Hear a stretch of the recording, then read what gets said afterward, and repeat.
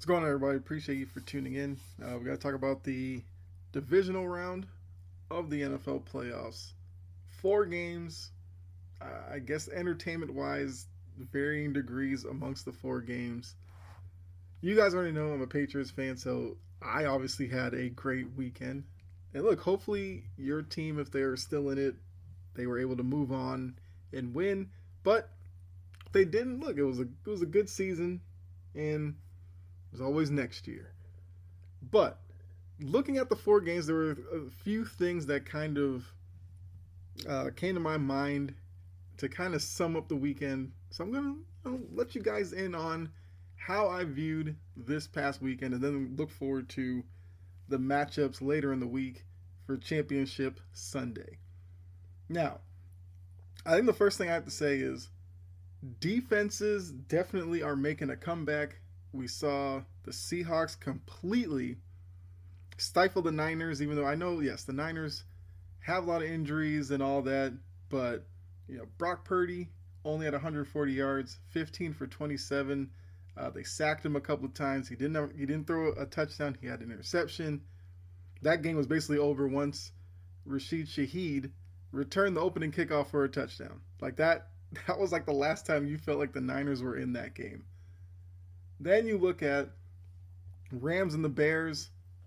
The Rams defense picks off Caleb Williams 3 times in that game. The Bears defense did pretty well against a Rams offense that was one of the top scoring offenses in the regular season. Stafford didn't have a touchdown, didn't have an interception, but they sacked Stafford 4 times. So, the defenses on both sides played a part in that one, which is why it was probably a low-scoring game. The Patriots defense, for the second week in a row, got after the opposing quarterback. They sacked CJ Stroud 3 times. With their pressures, they caused 4 interceptions from Stroud, and it could have been a lot worse if you looked at some of those passes. The defense also shut down the running game for Houston. And then Buffalo, the biggest play in that game was the long pass to Brandon Cooks that actually turned into an interception for Denver on the controversial play. But defenses had a major hand in each of the 4 teams winning. I feel like it's definitely a shift from this offensive era that we've kind of been in. Second thing, Buffalo, if you're a Bills fan and you are listening to this, your team did not get cheated by the refs.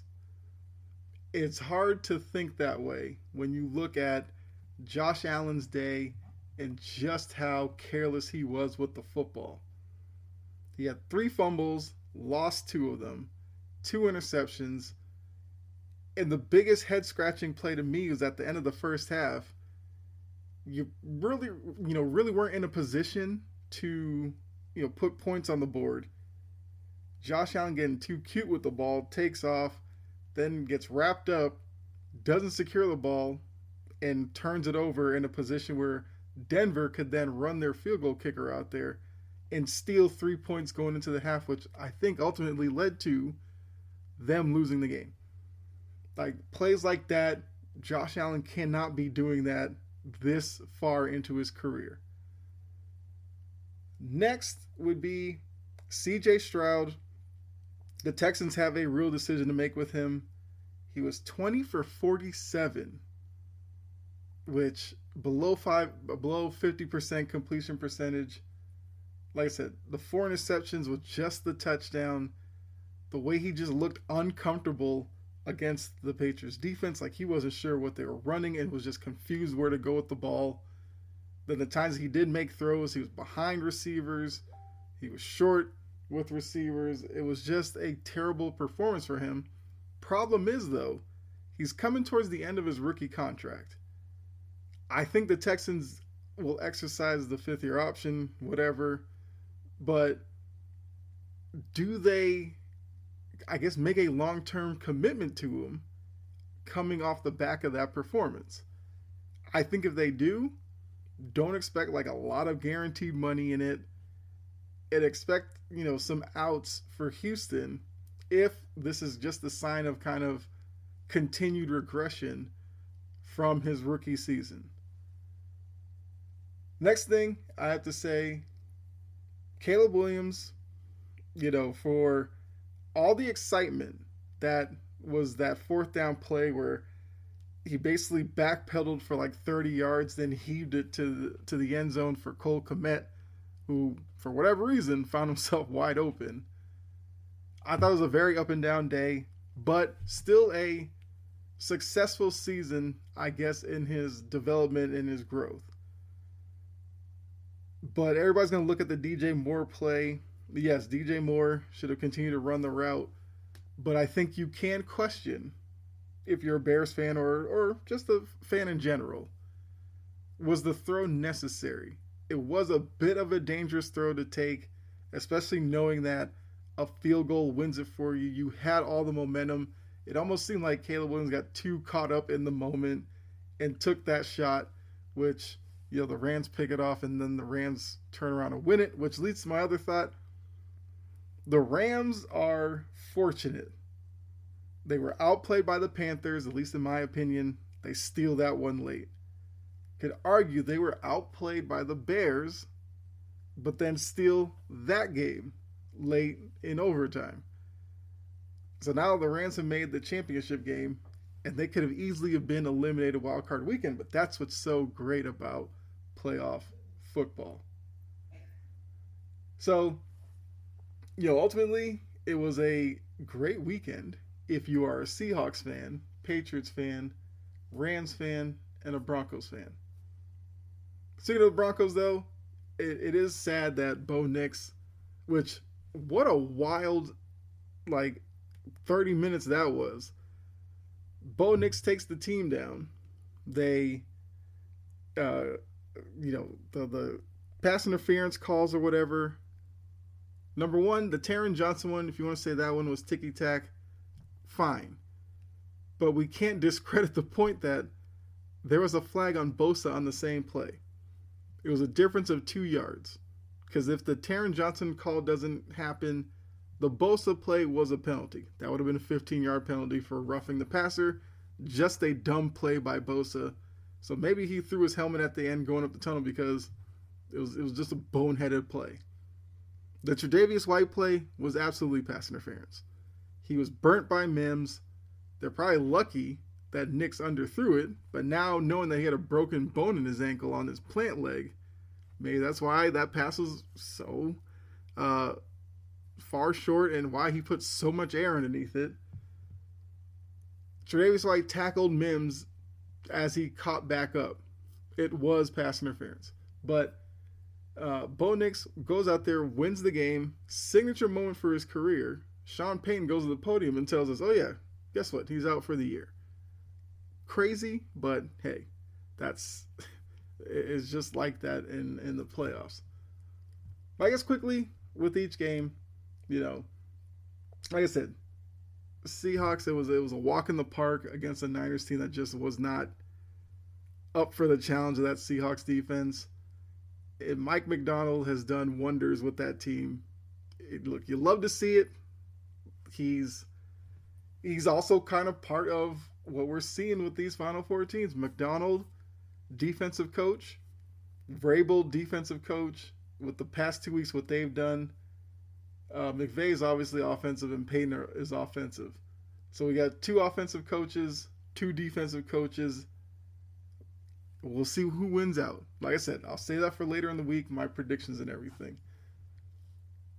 But yeah, it was just an interesting weekend. And the young quarterbacks performing well. Bo Nix, Drake May, Caleb Williams, all from the same draft class. Jaden Daniels had his moment last year. So that class will probably be looked at a lot more favorably over the next few years for just the talent that came out of there. And Josh Allen, look, there was a lot of pressure on him and the Bills. I guess because they fell short, that led to Sean McDermott being ousted, which I was a little surprised by. I thought McDermott was a good coach, but I also can't be somewhat hypocritical because if I could see Harbaugh being let go in Baltimore for kind of reaching a ceiling and the expectations being much more than that, I think McDermott falls victim to kind of the Harbaugh law. So good for so many years that not performing year after year catches up with you. So when we looked at going into the playoffs, Josh Allen and the Bills were winless on the road. They get one win on the road. They lose right after the week after. It's just a lot of, I guess, coming up short. So, the Bills need a new coach. I'm sure it's a sought after opening, but And Josh Allen, I'll give him credit for this. He talked about after the game, he let his team down. He failed. I don't know why a lot of these analysts all of a sudden are like not taking his words and are like blaming the coaching or the talent around him. I think Josh Allen gets it. Wins may not be a quarterback stat, but it sure can drive narratives when talking about quarterbacks. And I think Josh Allen understands that in these next few years, he has to find a way to break through. And I think maybe the biggest question coming out of the weekend, did the Bills miss their chance? Did they miss their window in the AFC East, winning it for 5-6 years straight? Now New England wins it this past season. Everybody's looking at them as this could be the worst version of New England for the next couple of years.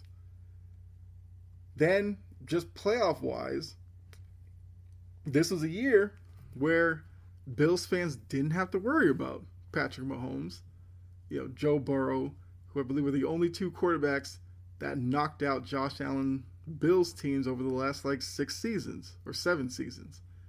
Didn't have to worry about either one of them. And then the other big name quarterback that your team and your guys linked to, Lamar, wasn't there either. And now you lose to Bo Nix in Denver, even though Denver's defense is really good. So I think for Bills fans, a lot of that played into McDermott as well. I would love to know how you feel about Josh Allen. Is the Bills window closed? That's, I think, the biggest question coming out of this weekend. But yeah, those are kind of my, I guess, quick thoughts on the divisional round. Like I said, shout out to the Seahawks for just a dominant performance. Shout out to the Patriots winning another tough game, bad weather, but Drake May, when needed, the 3 touchdown passes were all great plays, despite the fumbles and the interception. The Pop Douglas throw was put where only Pop could get it. He runs it for a touchdown. The Diggs throw and catch was absolutely incredible. And then Kayshon Boutte, my guy Kayshon Boutte, does it to Stingley once again. So shout out to New England. Shout out to Denver. I feel like they were looked at as one of the weakest number 1 seeds in recent history to a lot of NFL fans, and all they've done is make it to the AFC title game. And we'll see what Jarrett Stidham and Sean Payton can do against New England. And then shout out to Sean McVay, Matthew Stafford, and the Rams. Probably taking on one of the hottest teams in the Bears, and in Soldier Field, I assume that's what they still call it, with that environment, that crowd, getting that win, that's impressive. You got to give those 4 teams a lot of credit. And for a Bears successful season with a young quarterback, first year head coach, reasons to be excited. Buffalo, you still have a talented quarterback in Josh Allen. You have a talented running back in James Cook.